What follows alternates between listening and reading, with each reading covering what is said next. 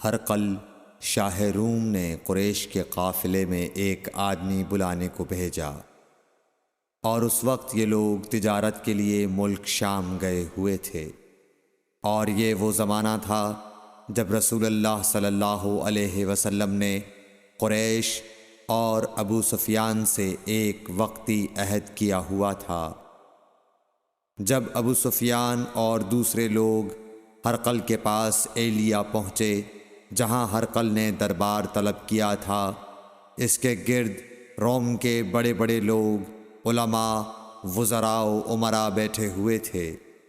ہرقل نے ان کو اور اپنے ترجمان کو بلوایا، پھر ان سے پوچھا کہ تم میں سے کون شخص مدعی رسالت کا زیادہ قریبی عزیز ہے؟ ابو سفیان کہتے ہیں کہ میں بول اٹھا کہ میں اس کا سب سے زیادہ قریبی رشتہ دار ہوں۔ یہ سن کر ہرقل نے حکم دیا کہ اس ابو سفیان کو میرے قریب لا کر بٹھاؤ اور اس کے ساتھیوں کو اس کی پیٹھ کے پیچھے بٹھا دو۔ پھر اپنے ترجمان سے کہا کہ ان لوگوں سے کہہ دو کہ میں ابو سفیان سے اس شخص یعنی محمد صلی اللہ علیہ وسلم کے حالات پوچھتا ہوں۔ اگر یہ مجھ سے کسی بات میں جھوٹ بول دے تو تم اس کا جھوٹ ظاہر کر دینا۔ ابو سفیان کا قول ہے کہ خدا کی قسم اگر مجھے یہ غیرت نہ آتی کہ یہ لوگ مجھ کو جھٹلائیں گے تو میں آپ صلی اللہ علیہ وسلم کی نسبت ضرور غلط گوئی سے کام لیتا۔ خیر، پہلی بات جو ہرقل نے مجھ سے پوچھی وہ یہ کہ اس شخص کا خاندان تم لوگوں میں کیسا ہے؟ میں نے کہا وہ تو بڑے اونچے عالی نسب والے ہیں۔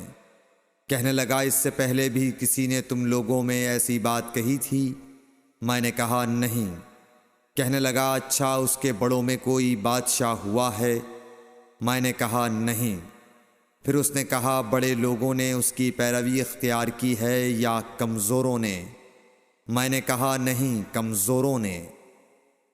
پھر کہنے لگا اس کے تابعدار روز بڑھتے جاتے ہیں یا کوئی ساتھی پھر بھی جاتا ہے؟ میں نے کہا نہیں۔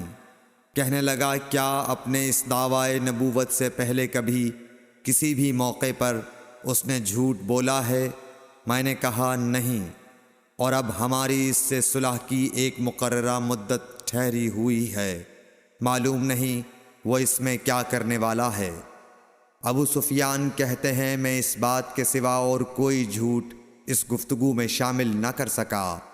ہرقل نے کہا کیا تمہاری اس سے کبھی لڑائی بھی ہوئی ہے؟ ہم نے کہا کہ ہاں۔ بولا پھر تمہاری اور اس کی جنگ کا کیا حال ہوتا ہے؟ میں نے کہا لڑائی ڈول کی طرح ہے، کبھی وہ ہم سے میدان جنگ جیت لیتے ہیں اور کبھی ہم ان سے جیت لیتے ہیں۔ ہرقل نے پوچھا وہ تمہیں کس بات کا حکم دیتا ہے؟ میں نے کہا وہ کہتا ہے کہ صرف ایک اللہ ہی کی عبادت کرو، اس کا کسی کو شریک نہ بناؤ، اور اپنے باپ دادا کی شرک کی باتیں چھوڑ دو، اور ہمیں نماز پڑھنے، سچ بولنے، پرہیزگاری اور صلہ رحمی کا حکم دیتا ہے۔ یہ سب سن کر پھر ہرقل نے اپنے ترجمان سے کہا کہ ابو سفیان سے کہہ دے کہ میں نے تم سے اس کا نسب پوچھا تو تم نے کہا کہ وہ ہم سے عالی نسب ہے، اور پیغمبر اپنی قوم میں عالی نسب ہی بھیجے جایا کرتے ہیں۔ میں نے تم سے پوچھا کہ دعوی نبوت کی یہ بات تمہارے اندر اس سے پہلے کسی اور نے بھی کہی تھی؟ تو تم نے جواب دیا کہ نہیں۔ تب میں نے اپنے دل میں کہا کہ اگر یہ بات اس سے پہلے کسی اور نے کہی ہوتی تو میں سمجھتا کہ اس شخص نے بھی اسی بات کی تقلید کی ہے جو پہلے کہی جا چکی ہے۔ میں نے تم سے پوچھا کہ اس کے بڑوں میں کوئی بادشاہ بھی گزرا ہے؟ تو تم نے کہا کہ نہیں۔ تو میں نے دل میں کہا کہ ان کے بزرگوں میں سے کوئی بادشاہ ہوا ہوگا تو کہہ دوں گا کہ وہ شخص اس بہانے اپنے آباء و اجداد کی بادشاہت اور ان کا ملک دوبارہ حاصل کرنا چاہتا ہے۔ اور میں نے تم سے پوچھا کہ اس بات کے کہنے یعنی پیغمبری کا دعویٰ کرنے سے پہلے تم نے کبھی اس کو دروغ گوئی کا الزام لگایا ہے؟ تم نے کہا کہ نہیں۔ تو میں نے سمجھ لیا کہ جو شخص آدمیوں کے ساتھ دروغ گوئی سے بچے وہ اللہ کے بارے میں کیسے جھوٹی بات کہہ سکتا ہے۔ اور میں نے تم سے پوچھا کہ بڑے لوگ اس کے پیرو ہوتے ہیں یا کمزور آدمی؟ تم نے کہا کمزوروں نے اس کی اتباع کی ہے۔ تو دراصل یہی لوگ پیغمبروں کے متبعین ہوتے ہیں۔ اور میں نے تم سے پوچھا کہ اس کے ساتھی بڑھ رہے ہیں یا کم ہو رہے ہیں؟ تم نے کہا کہ وہ بڑھ رہے ہیں، اور ایمان کی کیفیت یہی ہوتی ہے حتیٰ کہ وہ کامل ہو جاتا ہے۔ اور میں نے تم سے پوچھا کہ آیا کوئی شخص اس کے دین سے ناخوش ہو کر مرتد بھی ہو جاتا ہے؟ تم نے کہا نہیں۔ تو ایمان کی خاصیت بھی یہی ہے، جن کے دلوں میں اس کی مسرت رچ بس جائے وہ اس سے لوٹا نہیں کرتے۔ اور میں نے تم سے پوچھا کہ آیا وہ کبھی عہد شکنی کرتے ہیں؟ تم نے کہا نہیں۔ پیغمبروں کا یہی حال ہوتا ہے، وہ عہد کی خلاف ورزی نہیں کرتے۔ اور میں نے تم سے کہا کہ وہ تم سے کس چیز کے لیے کہتے ہیں؟ تم نے کہا کہ وہ ہمیں حکم دیتے ہیں کہ اللہ کی عبادت کرو، اس کے ساتھ کسی کو شریک نہ ٹھہراؤ، اور تمہیں بتوں کی پرستش سے روکتے ہیں، سچ بولنے اور پرہیزگاری کا حکم دیتے ہیں۔ لہٰذا اگر یہ باتیں جو تم کہہ رہے ہو سچ ہیں تو ان قریب وہ اس جگہ کا مالک ہو جائے گا کہ جہاں میرے یہ دونوں پاؤں ہیں۔ مجھے معلوم تھا کہ وہ پیغمبر آنے والا ہے، مگر مجھے یہ معلوم نہیں تھا کہ وہ تمہارے اندر ہوگا۔ اگر میں جانتا کہ اس تک پہنچ سکوں گا تو اس سے ملنے کے لیے ہر تکلیف گوارا کرتا۔ اگر میں اس کے پاس ہوتا تو اس کے پاؤں دھوتا۔ ہرقل نے رسول اللہ صلی اللہ علیہ وسلم کا وہ خط منگایا جو آپ نے وحیہ کلبی رضی اللہ تعالیٰ عنہ کے ذریعے حاکم بصرہ کے پاس بھیجا تھا، اور اس نے وہ ہرقل کے پاس بھیج دیا تھا۔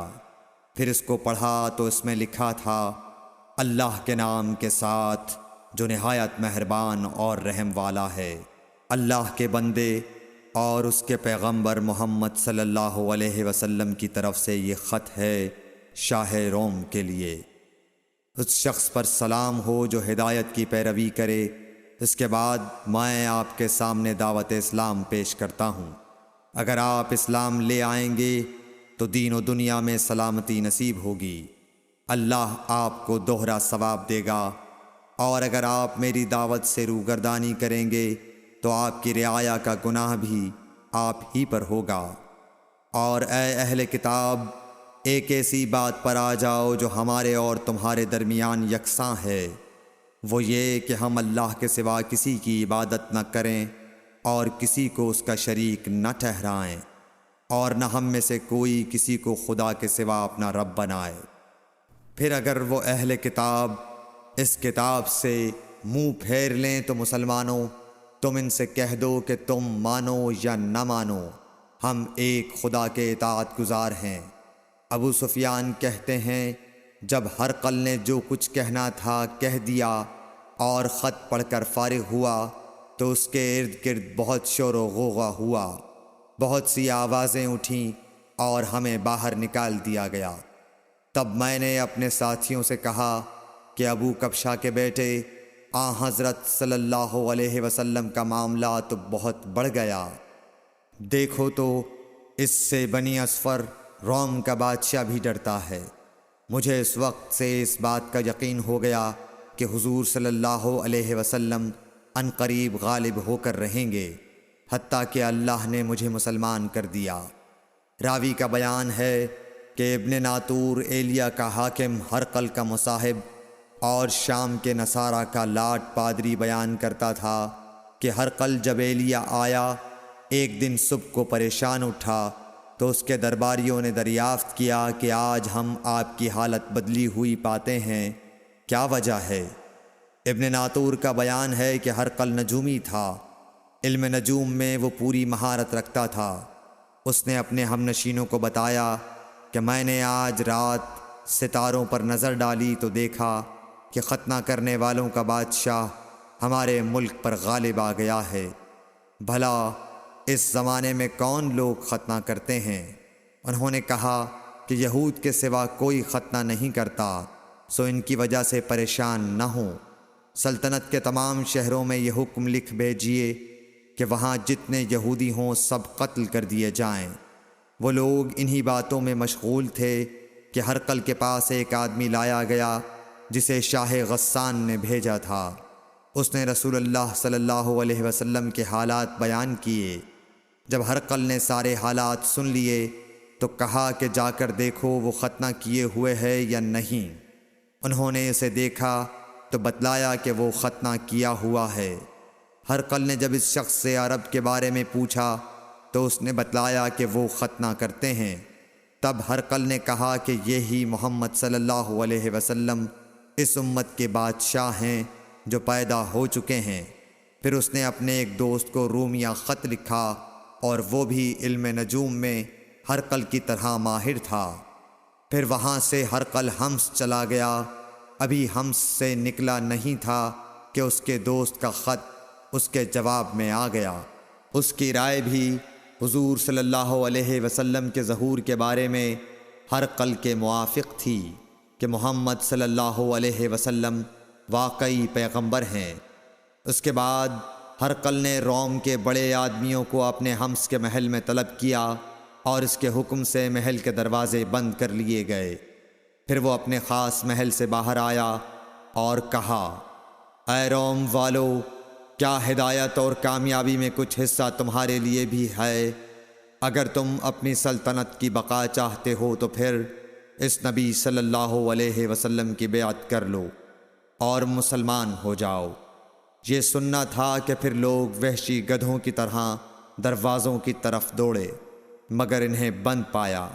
آخر جب ہرقل نے اس بات سے ان کی یہ نفرت دیکھی اور ان کے ایمان لانے سے مایوس ہو گیا تو کہنے لگا کہ ان لوگوں کو میرے پاس لاؤ۔ جب وہ دوبارہ آئے تو اس نے کہا، میں نے جو بات کہی تھی اس سے تمہاری دینی پختگی کی آزمائش مقصود تھی، سو وہ میں نے دیکھ لی۔ تب یہ بات سن کر وہ سب کے سب اس کے سامنے سجدے میں گر پڑے اور اس سے خوش ہو گئے۔ بالآخر ہرقل کی آخری حالت یہی رہی۔ صحیح بخاری حدیث نمبر 7۔